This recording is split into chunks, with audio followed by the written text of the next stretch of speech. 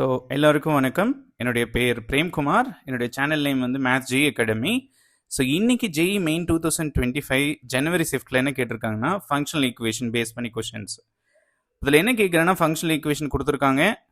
இப்போ limit x goes to 0 1 by alpha x plus f of x is equal to பீட்டான்னு கொடுத்துருக்கேன். Alpha beta எங்கே இருக்குது?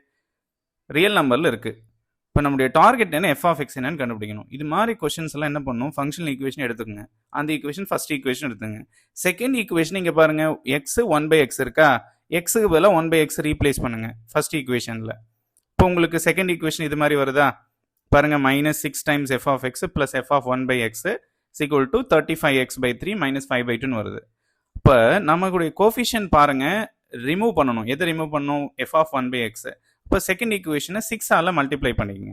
இப்போ பண்ணிட்டீங்கன்னா எலிமினேஷன் மெத்தடு அப்ளை பண்ணிங்கன்னா உங்களுக்கு வந்து எஃப் ஆஃப் எக்ஸ் கிடச்சிரும். இப்போ இங்கே பாருங்கள், இந்த ஸ்டெப்பில் பாருங்களேன், 1/35ஆல் மல்டிப்ளை பண்ணிங்கன்னா உங்களுக்கு f of x minus f of x கிடைக்கும். மைனஸால் மல்டிப்ளை பண்ணிட்டீங்கன்னா எஃப் ஆஃப் எக்ஸ் எக்ஸாக்டாக கிடைச்சிரும். இதுதான் வந்து கம்ப்ளீட் வந்து F of X -2x -1/3x + 1/2. இப்போ நமக்கு என்ன கேட்குறான், beta is equal to limit x goes to 0 1 by alpha x plus f of x. இந்த எஃப் ஆஃப் எக்ஸ் இருக்கிற இடத்துல கால்குலேட் பண்ணியிருக்கோம் இல்லையா, ஸோ அதை சப்ஸ்டிட் பண்ணுங்க. இப்போ லிமிட் எக்ஸிஸ்ட் ஆகணும் அப்படின்னா கண்டிப்பாக நமக்கு வந்து இஸ் நாட் டிஃபைனாக இருக்கக்கூடாது. ஃபார் இப்போ எக்ஸ் கோஸ் டு 0 ஆகும்போது டினாமினேட்டரில் எக்ஸ் இருக்குது, அப்போ 0 ஆயிடுது. 1/0 நாட் டிஃபைன்.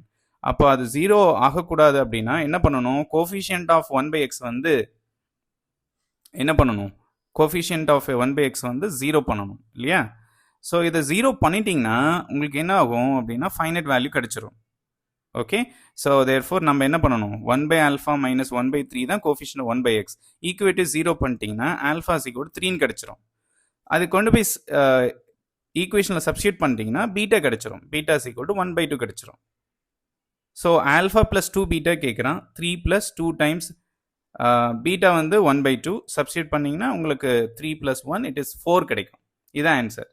ஸோ இது மாதிரி கொஷின்ஸ் எல்லாம் என்ன ட்ரிக் அப்படின்னா, ஒரு ஈக்குவேஷன் அப்படியே வச்சுட்டு ஃபங்க்ஷனல் ஈக்குவேஷனை எக்ஸுக்கு பதிலாக 1 பை எக்ஸை ரீப்ளேஸ் பண்ணணும். புரியுதுங்களா?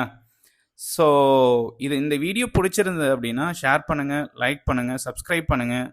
ஸோ இன்னும் நிறைய வீடியோஸ் இது மாதிரி நம்ம வந்து போஸ்ட் பண்ண போகிறோம். Okay, thank you.